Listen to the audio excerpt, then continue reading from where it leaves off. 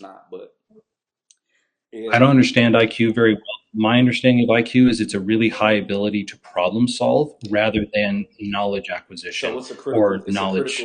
critical thinking like measure basically. Yes, which would mean that if your IQ is really high and you're looking at the world as it is today, you would probably be able to identify a lot of quick fallacies easier than somebody else would. Yeah, Because if you're looking at something that clearly doesn't make sense or clearly doesn't work if you plug everything in the right way, you would be able to tell that within a very short period of time. yeah, Whereas if you don't use problem solving ability and you don't solve out each step and you don't say, if this happens, then this happens, then this happens, then this happens, and then this happens, and you cannot explain why between each of those steps, you probably shouldn't move on to the next step.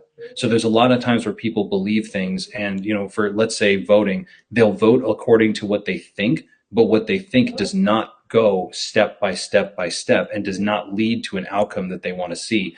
An example of this would be there was a law that I saw on our ballots recently that was talking about how landlords shouldn't have to pay certain taxes or they would get a tax reimbursement if the police don't remove homelessness from their area or if their police don't help them get rid of people, that are loitering, or if the police aren't basically a present force yeah, in their property areas, that those property owners and those especially apartment owners shouldn't have to then pay those taxes.